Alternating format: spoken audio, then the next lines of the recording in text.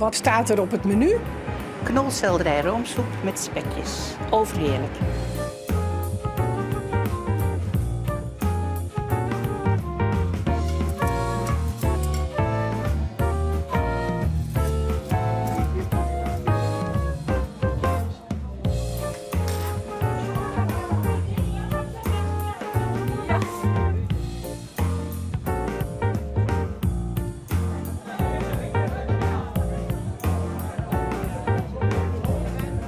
Ik wil je maar hier welkom heten op deze verrassingsdiner. Er waren al gewoon die bellen die van wat is het dan, maar dan is het geen verrassing meer.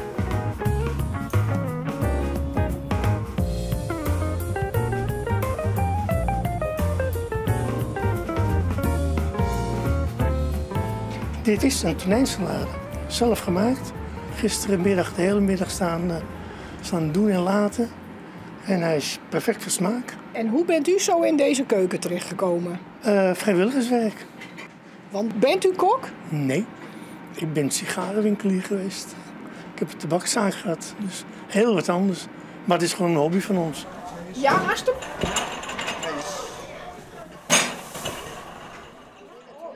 Wie ben hier in het Telehoes en wie vanuit het Tilste Vangnet hebben we dit bedacht dat we een eetsalon opzetten voor mensen die het alleen eten. En dat is net gezellig. Nou ja, we proberen er een beleving van te maken. Dat we net alleen een campagne met eten op de tafel zetten, maar dat we het mooi omklaaien en dat het echt voor hen een uitje is.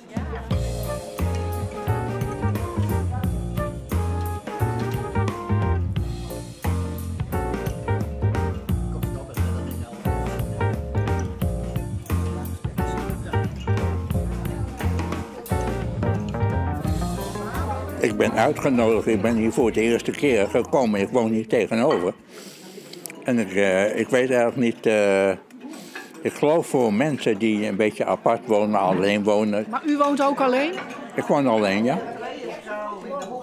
Nou, om mensen te ontmoeten. De moertjes zeiden ze dan in het Fries. Ja, eigenlijk ken ik ze al hier wel uit de Waardvaai. Nou, en die sfeer is heel mooi. Ja, vind je het gezellig? Ik vind het heel gezellig. Ja, hartstikke gezellig. Ik ben maar alleen, hè. Ik moet elke dag kijken wat ik wil eten. Nou is het een keer een verrassing. En is het ook leuk dat je maar iedereen hier wat kletsen kennen? Ja, tuurlijk. Anders zit je alleen nog thuis, hè.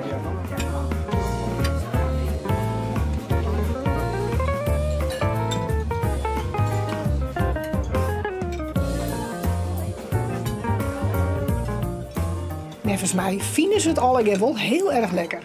Ja, je ziet het ook, hè. Je merkt het ook aan de stemming. En toen ik op een gegeven moment aan hen ging vragen wat lust je wel, wat lust je niet, gaven ze heel duidelijk aan dat ze genoten. Alsof ze in een restaurant zaten. Nou ja, dat gevoel wil je ze laten beleven. Het is een hele klus, dat kan ik je wel vertellen.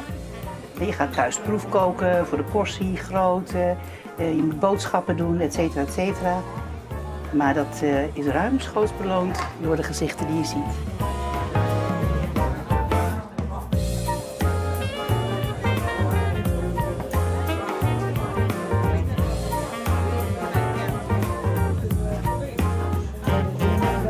Alsjeblieft. Ja.